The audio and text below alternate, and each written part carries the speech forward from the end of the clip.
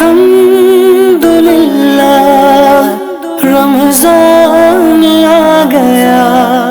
آج جو واقعہ بیان کرنا ہے ہم نے، حضرت سیدنا واثلہ بن اسقع رضی اللہ تعالیٰ عنہ فرماتے ہیں، ہم صفہ میں رہائش پذیر تھے، یعنی یہ اصحاب صفہ میں سے تھے۔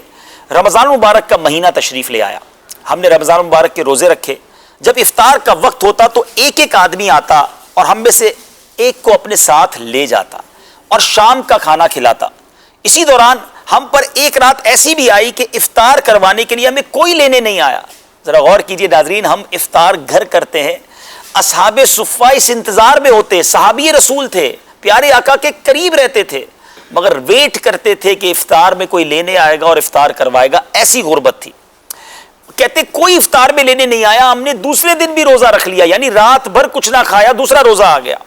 اگلی رات آئی، پھر بھی کوئی نہ آیا۔ چنانچہ ہم بارگاہ رسالت میں حاضر ہوئے، اپنے معاملات کی خبر دی۔ پیارے آقا علیہ الصلوۃ والسلام نے اپنی ازواج مطہرات کی طرف یہ میسج بھجوایا، کیا کھانے کو کچھ ہے؟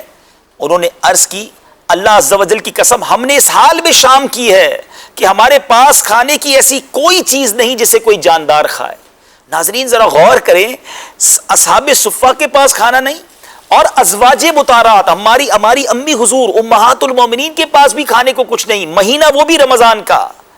اب کیا ہوا؟ پیارے آقا علیہ الصلوۃ والسلام نے اہل صفہ سے ارشاد فرمایا، جمع ہو جاؤ۔ پیارے آقا نے انہیں جمع کیا۔ جب وہ جمع ہو گئے تو پیارے آقا علیہ الصلوۃ والسلام نے خوبصورت دعا مانگی، اللہم انا نسألک من فضلک ورحمتک فانہما بیدک لا یملکہما احد غیرک۔ اے اللہ عز و جل، ہم تجھ سے تیرے فضل اور رحمت کا سوال کرتے ہیں، بے شک یہ دونوں یعنی فضل اور رحمت تیرے ہی قبضہ قدرت میں ہیں اور تیرے سوا ان کا کوئی مالک نہیں۔ چنانچہ کچھ ہی دیر گزری تھی کہ کسی نے اندر آنے کی اجازت طلب کی۔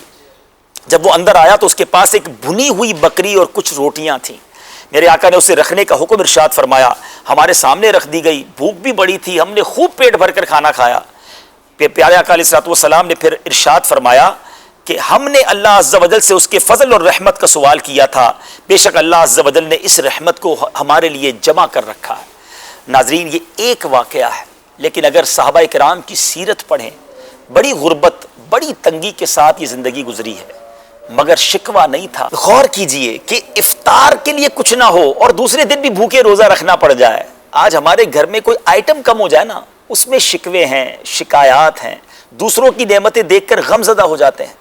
ایسا نہ کریں۔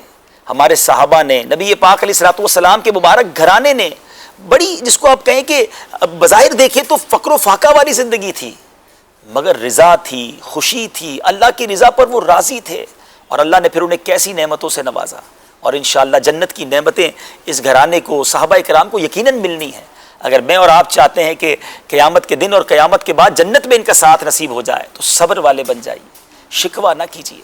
تنگی آ جاتی ہے، کمی ہو جاتی ہے، زباں پر شکوہ رنج و علم لایا نہیں کرتے، نبی کے نام لیوا غم سے گھبرایا نہیں کرتے۔ یہاں یقیناً ان لوگوں کے لیے ضرور درس ہے جن کو اللہ نے نوازا ہے، جن کے دسترخوان بہت وسیع ہیں، بہت ساری آئٹمیں ہیں۔ امیر اہل سنت بار بار مدنی مذاکروں میں ذہن دیتے ہیں کہ غریبوں کے گھروں میں کچھ سامان بھجوائیں۔ یہ مہینہ سخاوت کا مہینہ ہے۔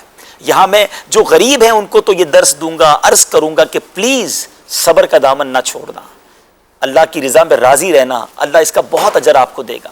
اور جو امیر ہیں، اللہ نے جن کو نوازا ان سے میں ایک عرض کروں گا، اللہ نے دیا ہے نا، یہ مہینہ بانٹیے، خوب بانٹیے۔ میرے آقا علیہ الصلوۃ والسلام کا دریائے سخاوت اس مہینے میں کیسا موج مارتا کہ صحابہ کہتے ہیں جیسے تیز آندھی چلتی ہے۔ نبی پاک کا دریائے سخاوت، میرے آقا کا سخاوت کا جو انداز تھا، اس سے بھی زیادہ تیز ہوتا تھا، ہر سائل کو عطا فرماتے۔ اللہ کرے میں اور آپ ایسے بن جائیں جن کو رب نے نوازا ہے کہ خرچ کریں، تلاش کر کر کے غریبوں کی مدد کریں۔ اور بعض لوگ یہ بھی کہتے ہیں یار ہماری زکوٰۃ پوری ہو گئی ہے، ہم نے جو دینا تھا وہ دے دیا ہے۔ میں یہاں ایک حدیث سنانا چاہوں گا۔ حدیث کا مضمون ہے کہ گن گن کر خرچ نہ کرو، ورنہ وہ رب کریم بھی تمہیں گن گن کر عطا فرمائے گا۔ تو ناظرین، مدنی چینل کے ناظرین، اللہ نے دیا ہے نا تو خرچ کیجئے، وہ اور عطا فرمائے گا۔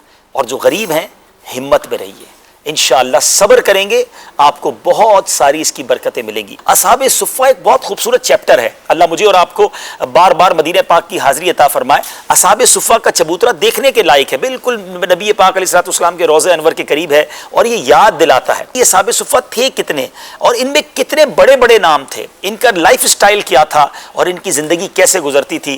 مزید یہ کلیئر ہو جائے گا کہ جب اتنے بڑے بڑے صحابہ نے اتنی تنگی والی اتنی مشکل لائف گزار کر بھی زبان پر شکوہ نہیں آنے دیا، تو پھر میں اور آپ کیوں زبان پر شکوہ لائیں؟ صبر کریں۔ قرآن میں رب فرماتا ہے ان اللہ مع الصابرین، اللہ صابروں کے ساتھ ہے۔ جس کے ساتھ رب ہو جائے اس کی مشکل پھر کیسے رہے گی؟ صبر نہ کر کے ہم رب کے ساتھ کو گویا محروم ہو جاتے ہیں۔ صبر کر لیں، رب کا ساتھ ہو جائے گا تو بیڑا پار ہو جائے گا۔ الحمدللہ